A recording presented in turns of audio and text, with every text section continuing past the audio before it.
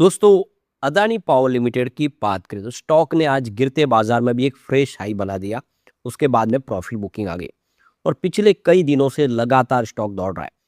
Adani power Adani group के सारी कंपनियों को पछाड़ के नंबर वन बन चुके हैं मार्केट कैप के लिहाज से। इसके पीछे बहुत सारे रीजन है जिनको हम समझेंगे। अदानी पावर का ये जो तेजी का दौर है कब तक जारी रह सकता है और क्या आने वाले इसमें यहाँ पे दबाव की स्थिति बनेगी, समझने की कोशिश करेंगे। मार्केट एक्सपर्ट क्या करें इस समय पावर सेक्टर के शेयरों को लेकर, और रिजल्ट आने वाला है अदानी पावर का हमारे सामने। 29 तारीख को कंपनी अपना रिजल्ट डिक्लेयर करेगी। क्या रिजल्ट की संभावना बनेगी उसको भी समझेंगे।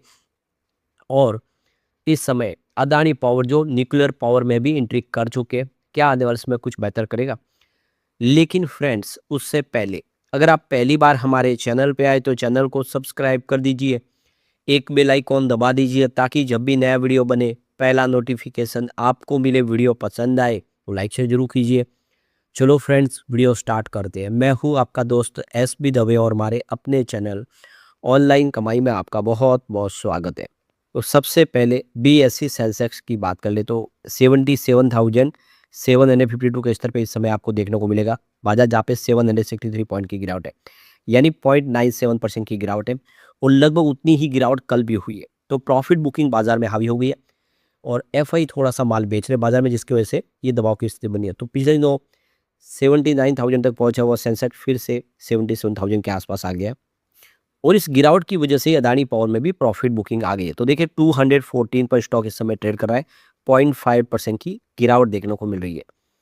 तो इस समय स्टॉक में आप देख सकते हो कि गिरावट देखने को भले मिल रही हो, लेकिन आज शुरुआत पॉजिटिव हुई थी। उसके बाद में 217 का एक फ्रेश हाई भी इसने बनाया। ये एक लाइफ हाई इसने बनाया। उसके बाद में यहाँ पे प्रॉफिट बुकिंग आई क्योंकि बाजार का साथ नहीं मिल पा रहा, जिसकी वजह से 212 का इसने लो बनाया। तो 101 से इसने दौड़ना शुरू किया था। 52 वीक का ये लो बना हुआ पिछली बार, वहाँ से स्टॉक दुगना हुआ, काफ़ी ज़बरदस्त दौड़ लगाई और अब यहाँ पे थोड़ी सी प्रॉफिट बुकिंग दे रही है। यहाँ पे अगर हम सिर्फ अप्रैल मंथ की बात करें तो 44% की ज़बरदस्त जंप स्टॉक दिखा चुका है। लगातार दौड़ लगी हुई है। तो अदानी पावर के शेयर में पिछले 15 ट्रेडिंग सेशन से लगातार तेजी का दौर जारी था और आप देख सकते हो कि ये जो तेजी बनी इसकी वजह से 44% की दौड़ लगा चुका है स्टॉक। तो हीट वेव का असर देखने को मिल रहा है। पूरे इंडिया के अंदर इस समय बहुत भारी गर्मी पड़ रही है और टेम्परेचर बहुत हाई हो गया है, जिसकी वजह से पावर सेक्टर के शेयरों को पंख लग गए।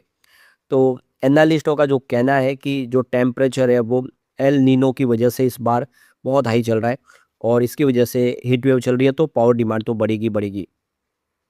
तो इंट्राडे में आज 217 इसने हाई किया है और आप देख सकते हो कि ये रैली की वजह से ये स्टॉक जो है इसमें करीब 1.3 लाख करोड़ का मार्केट शेयर में इजाफा हुआ और कंपनी का मार्केट कैप 4.19 लाख करोड़ तक पहुंच गया, यानी 4 लाख करोड़ को पार कर गया है और सबसे वैल्यूबल कंपनी बन गई अदानी ग्रुप की है।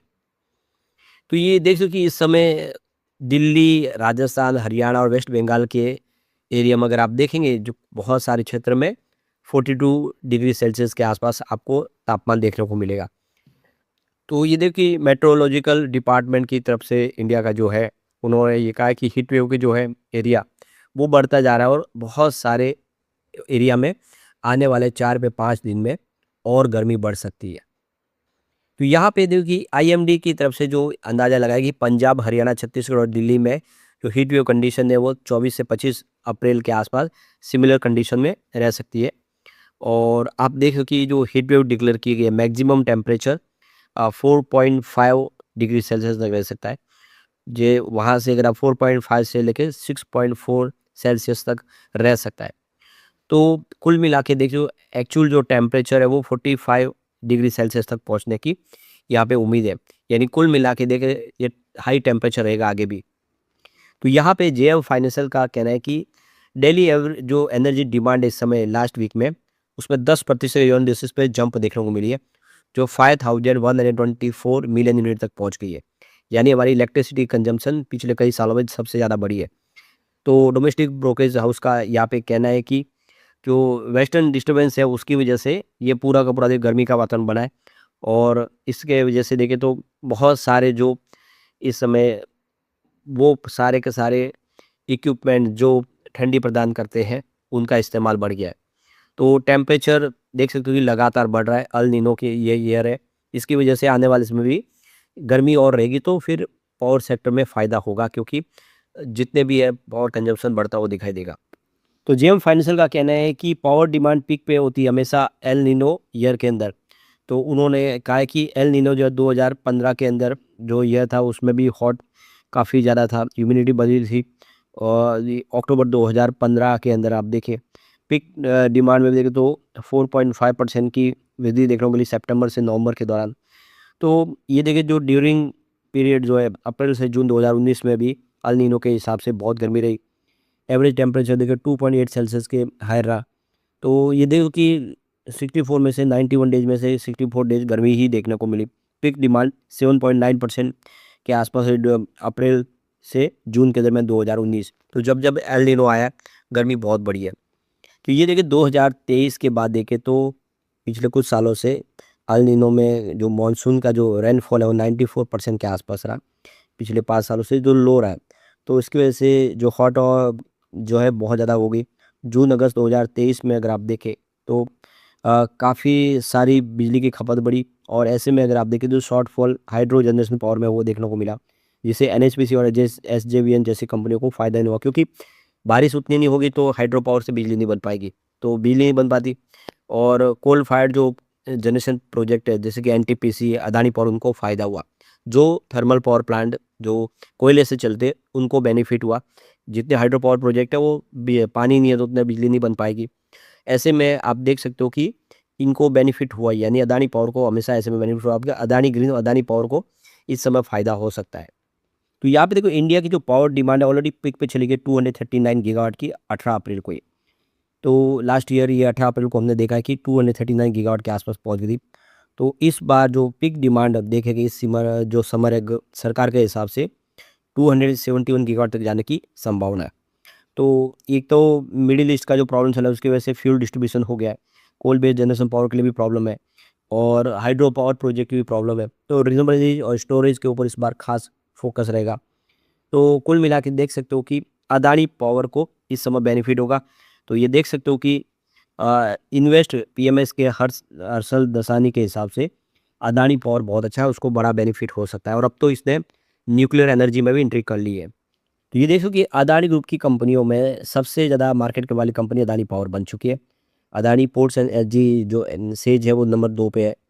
अदानी पावर का जो है आप देखें 4 लाख करोड़ के ऊपर का मार्केट कैप हो चुका है, सबसे वैल्यूबल कंपनी बन चुकी है।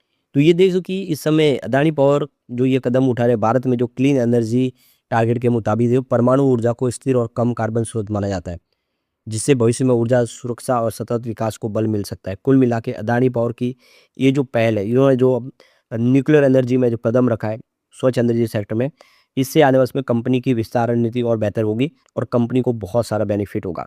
तो कंपनी का जो नया बिजनेस में एंट्री करना एटॉमिक एनर्जी में, उससे कंपनी को बहुत बेनिफिट होने जा रहा है। तो यहाँ पे अदानी पावर के शेयरों में जो तेजी आई है उससे निवेशकों का ध्यान उनकी तरफ आया है। सिर्फ एक सप्ताह में 12% की और एक महीने में 34% की अच्छा बड़ी उछाल लगाई है।